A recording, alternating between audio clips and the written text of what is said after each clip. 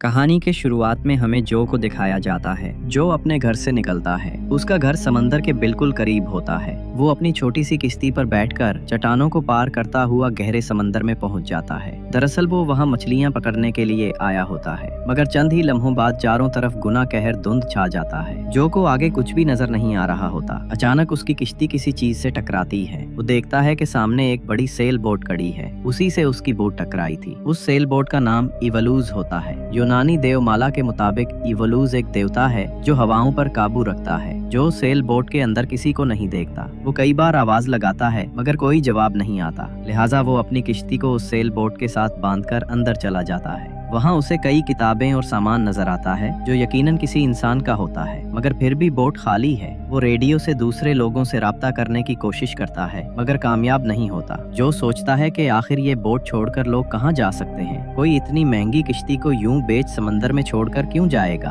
वो पूरे sail boat में घूमना शुरू कर देता है। तभी वो देखता है कि उसकी अपनी छोटी बोट जिसे उसने मजबूती से बांधा था गायब है। अब वो कहीं नजर नहीं आती। घनी धुंध की वजह से उसे दूर तक कुछ भी दिखाई नहीं देता। वो दूरबीन से देखने की कोशिश करता है मगर अपनी बोट का कोई पता नहीं चलता। अचानक उसे नीचे से आवाज आती है। ये सुनकर वो चौंक जाता है क्योंकि कुछ देर पहले ही उसने नीचे जाकर चेक किया था और वहाँ कोई नहीं था। वो दोबारा नीचे जाता है, देखता है कि कश्ती के हिलने से बाथरूम का दरवाजा खुद ब खुद बंद और खुल रहा है। वो दरवाजा बंद करके इंजन के पास आता है। उसे एहसास होता है कि अब इस सेल बोट के सिवा यहाँ से निकलने का कोई रास्ता नहीं। वो इंजन स्टार्ट करने की कोशिश करता है मगर इंजन चलता नहीं। साथ ही कश्ती का कंपास भी खराब है, लिहाजा उसे सिमत का अंदाजा नहीं होता। वो नक्शा निकालता है और अपनी लोकेशन से दुरुस्त सिमत मालूम कर लेता है। फिर वो सेल्स परंडे खोल देता है ताकि हवा से बोट आगे बढ़ सके। जो समझ जाता है कि किसी भी कीमत पर इंजन को स्टार्ट करना जरूरी है। कई घंटों की मेहनत के बाद आखिरकार वो इंजन चला लेता है और कुश्ती आगे बढ़ने लगती है।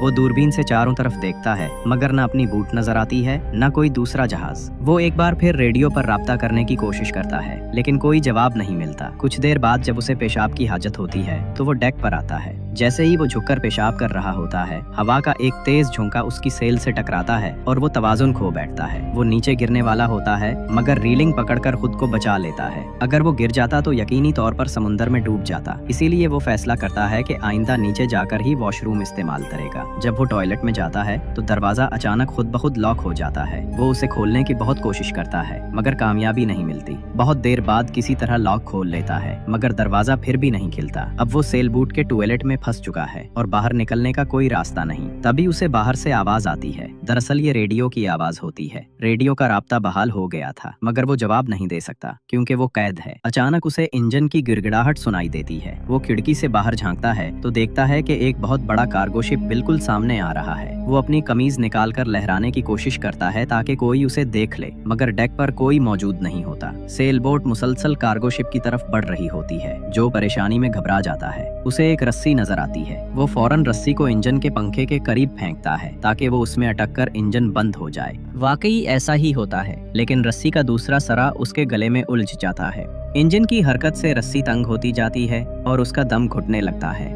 बड़ी मुश्किल से वो खुद को रस्सी से आजाद कर लेता है मगर इस जद्दोजहद में वो तकरीबन बेहोश हो जाता है। इसी दौरान कश्ती कार्गो शिप से टकरा जाती है। टक्कर के बाइस बूट में पानी भरना शुरू हो जाता है। कुछ देर बाद जब उसे होश आता है तो देखता है कि कार्गो शिप कहीं नजर नहीं आ रही, यानी वो बहुत दूर जा चुकी है। अचानक उसे ऊपर से कदमों की आहट सुनाई देती है। वो चूक जाता है क्योंकि उसने पहले पूरी कश्ती चेक की थी, वहाँ कोई नहीं था। उसे लगता है शायद ये उसका वहम है। जो कि सबसे बड़ी मुश्किल ये है कि अब भी सेल बोट तेज रफ्तारी से आगे बढ़ रही है। हालांकि उसने इंजन बंद कर दिया था मगर चूंकि सेल्स खुले हैं, हवा के जोर से कश्ती चलती जा रही है। वो किसी तरह से कश्ती को रोकना चाहता है। वो एक डंडे से सेल की रस्सी खींचकर नीचे गिरा देता है जिससे बोट रुक जाती है, लेकिन जल्द ही रस्सी टूट जाती है और बोट दोबारा तेज रफ्तारी से आगे बढ़ने लगती है। जो पूरी तरह से मायूस और बेबस हो जाता है क्योंकि उसकी तमाम कोशिशें नाकाम हो चुकी हैं। और अब टॉयलेट के अंदर पानी भी भरना शुरू हो जाता है।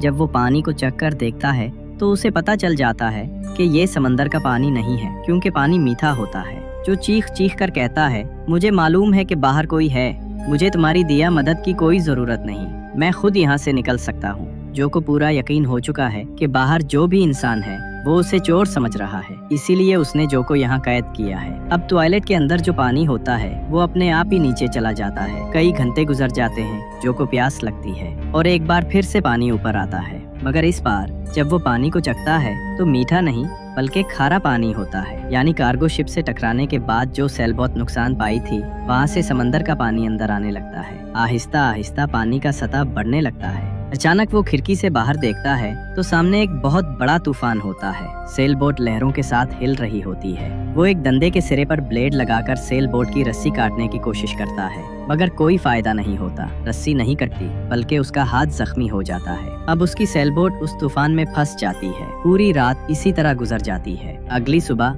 जब उसकी आँख खुलती है तो वो देखता है कि टॉयलेट में पानी बहुत ऊपर तक भर चुका है, जिसका लेवल लगातार बढ़ रहा है। अगर वो जल्दी बाहर ना निकला तो उसकी मौत यकीनी है। इसलिए जो पूरी ताकत से दरवाजे पर लाते मारने लगता है और इस बार दरवाजे खुल जाते हैं। वो डेक पर आ जाता है। जो को पता है कि सेल बोट जल्दी डूबने वाली है, इसलिए अपनी जान बचाने के लिए वो एक छोटी सी राफ्ट बनाता है। उसे समंदर में डालकर उस पर बैठ जाता है। बहुत देर इंतजार के बाद भी सेल बोट नहीं डूबती। वो फैसला करता है कि वापस जाकर इंजन स्टार्ट करेगा ताकि यहाँ से निकल सके। सबसे पहले वो सेल बोट पर जाकर उन तमाम जगहों की मुरम्मत करता है जहाँ से पानी अंदर आ रहा होता है।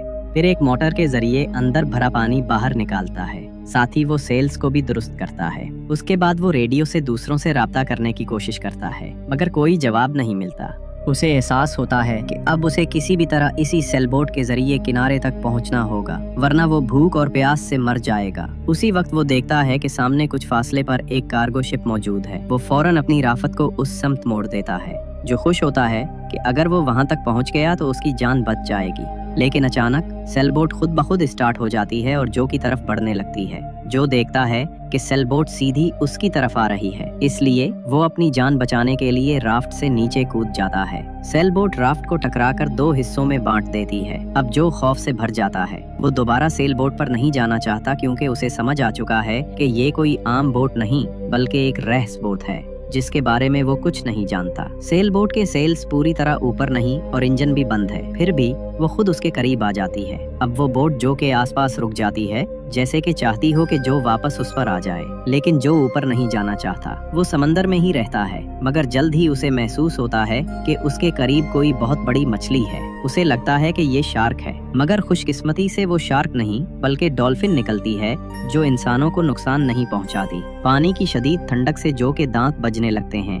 तभी सेल बोट दोबारा उसके पास आ जाती है, जैसे कि कह रही हो वापस आ जाओ। मजबूरी में जो को बोट पर चढ़ना पड़ता है, क्योंकि अगर वो रात भर पानी में रहता तो उसे हाइपोथर्मिया हो जाता, जिससे उसकी मौत यकीनी थी। वो बोट के अंदर जाकर सो जाता है। अगली सुबह जब जागता है तो देखता है कि बोट का दरवाजा खुद ब खुद बंद हो चुका है, यानी वो बाहर नहीं निकल सकता। वो टॉयलेट में देखता है जहाँ तौलिए के ऊपर एक छोटा सा कवर लगा होता है। वो कवर खोलता है तो उसे पता चलता है कि यहाँ से ऊपर जाने का रास्ता है। वो ऊपर जाने की कोशिश करता है जहाँ उसे एक नाइफ और कुछ खाने पीने का सामान मिलता है। जो समझ जाता है कि यहाँ पहले कोई छुपा हुआ था। जैसे ही वो ऊपर जाने लगता है, कवर अचानक खुद बंद हो जाता है, मतलब कि जो एक बार फिर छोटी सी जगह में कैद हो गया है। सेल बोट बहुत तेजी से चलने लगती है। जो जोर जोर से चिल्लाता है, मुझे छोड़ दो, मैंने तुम्हारा क्या बिगाड़ा है। अगले ही लम्हे सेल बोट रुक जाती है। सारे दरवाजे खुल जाते हैं। जो बाहर निकलता है और देखता है कि वहाँ कोई नहीं रहता। वो कस्बे में घूमने लगता है।